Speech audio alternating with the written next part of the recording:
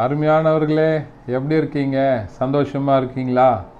நிச்சயமாகவே நீங்கள் சந்தோஷமாக, மகிழ்ச்சியாக, ஆசீர்வாதமாக இருக்க வேண்டும் என்று சொல்லி ஆண்டவருக்குள்ளே உங்களை வாழ்த்துகின்றேன்.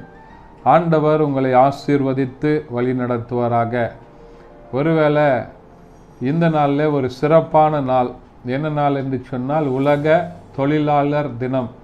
உலக தொழிலாளர் தினத்தின் நல்வாழ்த்துக்களை தொழிலாளர்களாகிய உழைப்பாளிகள் அனைவருக்கும் இயேசுவின் நாமத்தில் நான் வாழ்த்துகிறேன். ஆண்டவர் உங்களுடைய உழைப்பிற்கு ஏற்ற பலனை கொடுத்து, உழைப்பதற்கு வேண்டிய நல்ல பலனை கொடுத்து, நல்ல சரீர சுகத்தை கொடுத்து ஆண்டவர் உங்களை ஆசீர்வதித்து வழி நடத்துவாராக.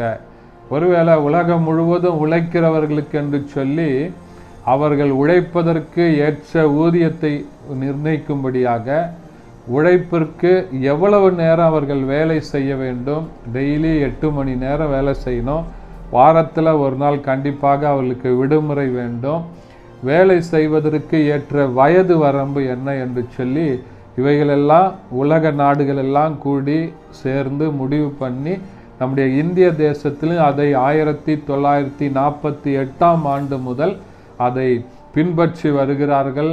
அப்படிப்பட்ட உழைப்பாளிகள் தொழிலாளர்களுக்கு என்று சொல்லி ஒரு நாளை நிர்ணயித்து இந்த நாள் மே டே உழைப்பாளிகள் தொழிலாளர்கள் தினமாக இருக்கிறபடினால ஆண்டவருக்கு நன்றி செலுத்துகிறேன். அது மாத்திரமல்ல, வேதத்திலையும் உழைக்கிறவர்களுக்கு என்று சொல்லி ஆண்டவர் ஒரு காரியத்தை சொல்கிறார். என்னவென்று சொன்னால், யாத்திராகமம் புத்தகம் 3ஆம் அதிகாரம் அதனுடைய 7வது வசனம் இப்படியாய் சொல்லுகிறது: அப்பொழுது கர்த்தர் எகிப்தில் இருக்கிற என் ஜனத்தின் உபத்திரவத்தை நான் பார்க்கவே பார்த்து, ஆலோட்டிகளின் மித்தம் அவர்கள் இடுக்கிற கூக்குரலை கேட்டேன், அவர்கள் படுகிற வேதனையை அறிந்திருக்கிறேன் என்று சொல்லி ஆண்டவராகிய இயேசு கிறிஸ்து இஸ்ரவேல் ஜனங்கள் எகிப்து தேசத்திலே அடிமைகளாக இருந்தபோது அவர்கள் அடிமையாக இருந்து அங்கே வேலை செய்ததை, அவர்கள் பட்ட உபத்திரவத்தை ஆண்டவர் கண்டார். ஒருவேளை அடிமையாக அவங்க வேலை செஞ்ச போது செங்கல் அறுத்தார்கள், அநேக கஷ்டமான வேலையை செஞ்சிட்டு இருந்தாங்க. யாருன்னு சொன்னால் இஸ்ரவேல் ஜனங்கள், வாக்கு தத்தம் பண்ணப்பட்ட சந்ததியார், ஆபிரகாம், ஈசாக்கு, யாக்கோபு என்கிறவர்களின் வாக்கு தத்தம் பண்ணப்பட்ட யாக்கோபின் சந்ததியார் எகிப்து தேசத்தில் அடிமைகளாக எகிப்தியருக்கு அடிமைப்பட்டு அவர்கள் படுகிற கூக்குரல், அவர்களுடைய வேதனைகள், வேலை பலுவின் மித்தமாக அவர்கள் பட்ட கஷ்டத்தை ஆண்டவர் உணர்ந்து அவர்களை அந்த எகிப்தில் இருந்து பாலும் தேனும் ஓடுகிற கானான் தேசத்துக்கு என்று சொல்லி இயேசு மோசேயை அனுப்பி அவர்களை விடுதலையாக்கி வனாந்தரத்தின் வழியாக அழைத்து வருகிறார்.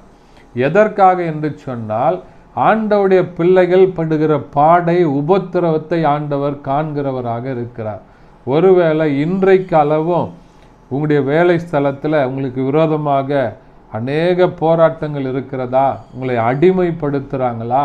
வேலை ஸ்தலங்களிலே உங்களுக்குரிய உரிமைகள் மறுக்கப்படுகிறதா? வேலை ஸ்தலத்தில் உங்களுக்குரிய உயர்வுகள் மறுக்கப்படுகிறதா? வேலை ஸ்தலத்தில் உங்களை ஒடுக்க வேண்டும் என்று சொல்லி ஆண்டவருக்கு விரோதமானவர்கள் உங்களுக்கு விரோதமாக எழும்புகிறார்களா?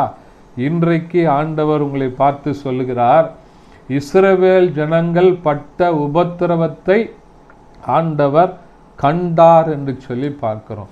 உங்களுடைய உபத்திரவத்தை அவர் காண்கிறவர் மாத்திரமல்ல, அதில் இருந்து விடுதலை ஆக்குகிறவராகவும் இருக்கிறார்.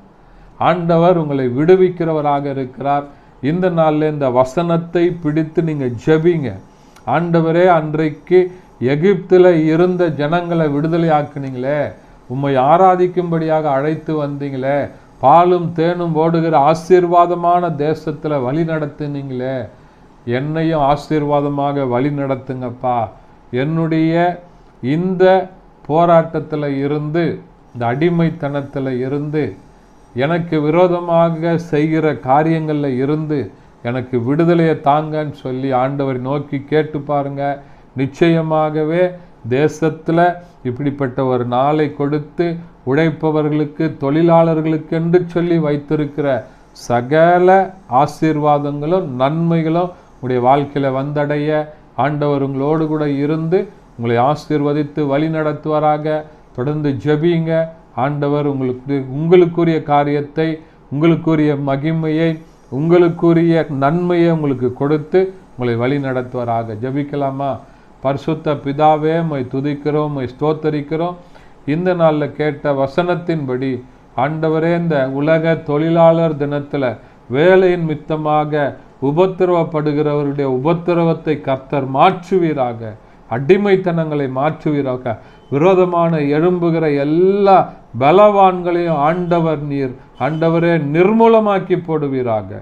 ஆசீர்வதிங்க. உடைய பிள்ளைகளுக்கு விரோதமாக எழும்புகிற எல்லா தீய சக்திகளும் செயலிழந்து போவதாக. இயேசுவின் நாமத்தில் பிதாவே, ஆமென். Thank you. God bless you.